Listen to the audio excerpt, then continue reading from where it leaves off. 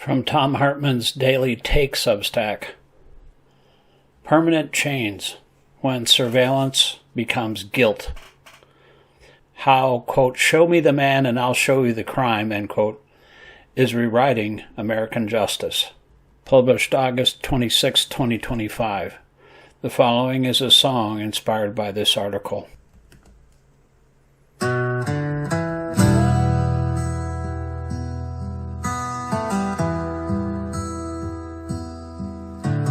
Chains on the wrists, silence in the street. Truth is the target, justice in retreat. Eyes in the sky, data in their hands. Freedom is burning in this broken land. Show me the man and I'll show you the crime. A whisper becomes a sentence in time. Voices of courage, we rise and we fight. We won't let the darkness steal all the light.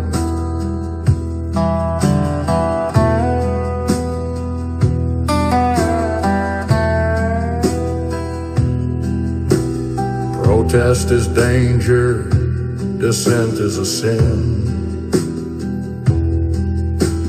They write the verdict before the trial begins. But we are the millions breaking the chains, shouting the truth through the fear and the pain. Show me the man and I'll show you the crime. A whisper becomes a sentence in time. Voices of courage, we rise and we fight. We won't let the darkness steal all the light. Not in silence, not in chains. We are the fire that still remains.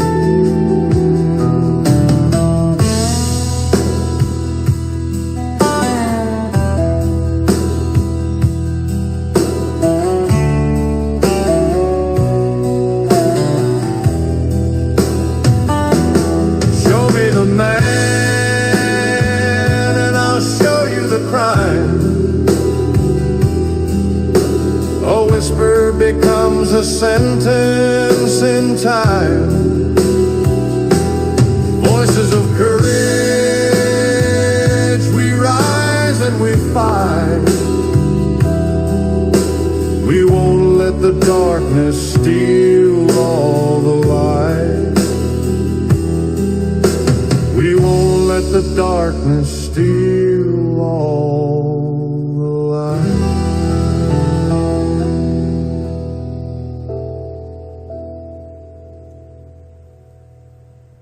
I'm not just worried, I'm enraged. We're watching our system of government being systematically, step by step, refashioned into a surveillance-fueled engine of political vengeance.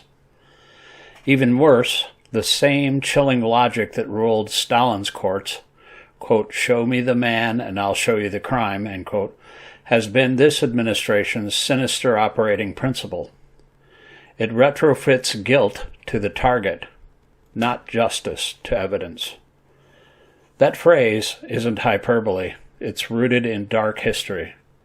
It was popularized in the Soviet Union, attributed to figures like Soviet jurist Andrei Vyshinsky or the notorious secret police chief and Putin's hero, Lavrentiy Beria. The sentiment is unmistakable. Arrest or investigate the person first, cook up the criminal case later. History proves the simple fact that nobody's invulnerable to this. Everybody has made some sort of error, a typo or mistake on a tax or mortgage form, possession of federally criminal marijuana, a protest post on social media that could be spun as a, quote, threat, end quote. With a thorough enough investigation, like what they're doing to John Bolton right now, any of us could be hauled before a court on trumped-up charges. Particularly now that various forms of speech, like criticizing Netanyahu or calling for boycotting Israel, are being functionally criminalized. One 1940 Soviet transcript even had Molotov telling Jones's Urbsis that suspects should be, quote, arrested and brought before the court, and the article will be found, end quote, a precise blueprint for manufacturing guilt. Before that, 18th century Scottish jurist Lord Braxfield said, quote, let them bring me prisoners, and I'll find them law, end quote. And Russian proverbs like, quote, if there's a neck, there's a collar, end quote, deliver the same moral decay. Justice shaped by authority, not truth. This isn't ancient lore. It's the root of state-constructed guilt. Now, that ancient horror is pulsing through our institutions at the insistence of Donald Trump and his lickspittles at the DOJ and DHS. Case in point, Kilmore Abrego Garcia, a father and husband of an American citizen living in Maryland, protected by law, with 3 young U.S. citizen children and official permission to remain in the United States, was illegally deported to El Salvador. The administration called it a simple, quote, clerical error, end quote, in March 2025, but public outcry and legal filings revealed something far more grotesque. Abrego was imprisoned in a dictator's notorious, quote, no exit, end quote, concentration camp, famous for its harrowing conditions, was tortured, and then, so Trump's people could save face, then rearrested when he returned successfully. Now he faces human smuggling charges from 2022 based on testimony from a convicted criminal who was offered leniency in exchange for it, only after he challenged a deportation. Worse, ICE is plotting to send him not to Costa Rica, where he might be safe, but to Uganda, a country he has no ties to and where few speak Spanish. His lawyers paint it as a vindictive prosecution, as apparently did a federal judge yesterday, a punishment for daring to fight back. Quote, this is not legal enforcement. It's political vengeance masquerading as justice.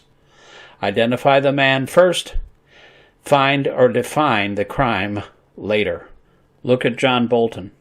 Months after any plausible need for urgency, the FBI raided his home, dredging up classified material cases that were long dormant. The kickoff? He ended up on the 20-plus names enemies list. Now FBI Director Kash Patel wrote in his book, quote, Government Gangsters, the Deep State, the Truth, and the Battle for Our Democracy, end quote. That's show me the man and I'll show you the crime, end quote, in its most classic form. But this malignant logic is no longer confined to political elites or contested legal cases. It's sweeping across everyday dissent. Post the wrong meme on Facebook or X, show up at a rally with your face captured on camera, even once, and you can be flagged, just like in China, Hungary, or Russia. Big Brother is now AI, drones, and facial recognition systems feeding centralized dossiers and giant data companies working with government police agencies. Law enforcement and federal agents are actively using surveillance cameras, social media mining, facial recognition, and geolocation tools to identify demonstrators And when Trump tries to steal an election or some other outrage and people pour into the streets, that power can be turned on anyone who dares to dissent. Take stingrays, those cell phone spoofing devices. These bogus cell towers trick your phone into thinking you're connected to a real tower. They pass through calls and data, but once connected, they can read pretty much everything useful to the police that's on your phone without your knowledge. They're now routinely used at protests and public events to harvest data on everyone nearby, not just criminal suspects. In one recent anti-ICE protest, researchers noticed anomalies in signal patterns, evidence of IMSA catcher stingray deployment. Yet, law enforcement usually refuses to comment, denies their use, or hides behind national security secrecy, even as thousands of these devices have now been deployed to police and federal agencies across the country. Imagine you're at a peaceful protest. You post a live stream or an update to Facebook or X. A drone snags your face, surveillance cameras tag you on the edges of the crowd, your phone pings to a stingray, and your social media is scrapped, and now you're the man. The system is primed to, quote, discover, end quote, the crime once it has your name. Fed into federal or state machines, that record becomes a justification for visa revocation, job termination, or even criminal charges. Not because you committed a crime, but because you dared challenge dear leader's growing police state. Because you exercised your First Amendment right to protest.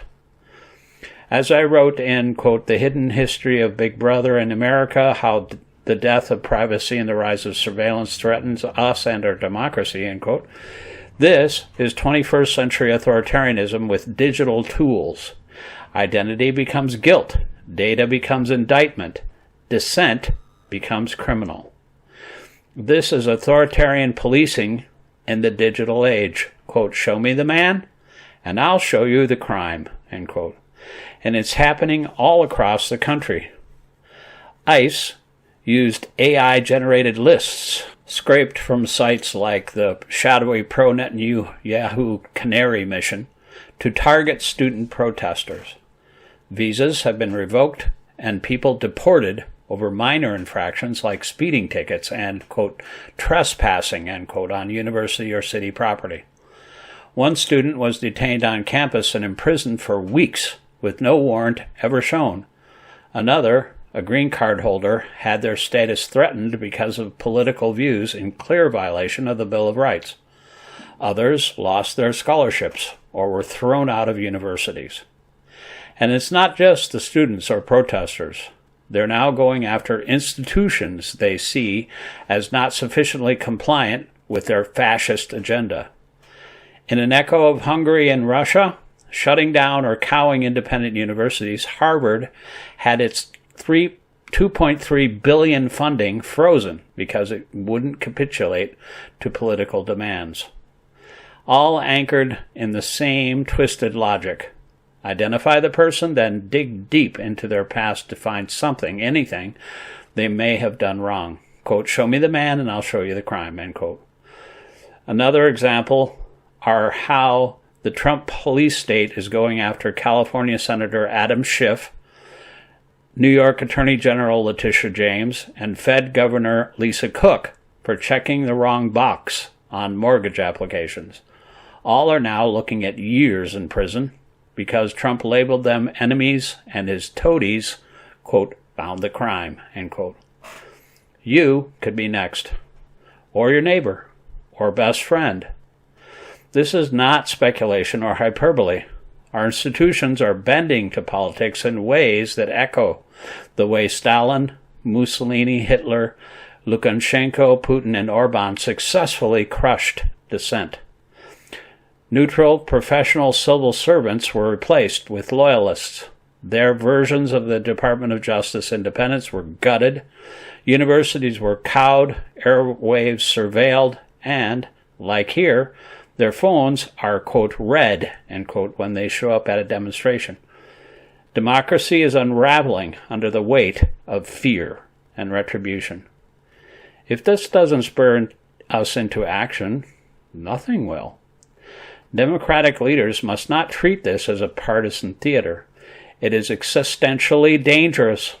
We must demand full transparency on surveillance tools and facial recognition programs, ban law enforcement's use of stingrays and IMSI catchers without warrants and full public reporting, prohibit facial recognition against legal demonstrators, require social media privacy, and end secret algorithms and backdoor deals with federal police when it comes to demonstrators and protesters.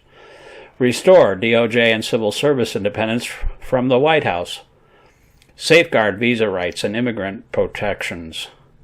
Elevate Alberto Garcia's and John Bolton's case to national moral action, making them impossible to ignore. Hold hearings, issue subpoenas, defund institutions that weaponize law against dissent, and highlight this threat in every forum from state and federal House and Senate chambers to the streets. We cannot allow the old Soviet and modern Russian slogan, quote, "Show me the man and I'll show you the crime," to become the default of American governance. What's happening to Bolton, Clapper, Comey, Cook, James, Schiff, Taylor et al., and student protesters across the country is a crime against our Constitution and traditional American values. To go along with it is to accept Trump's assertion that protest is culpability, dissent is danger, and democracy is a relic.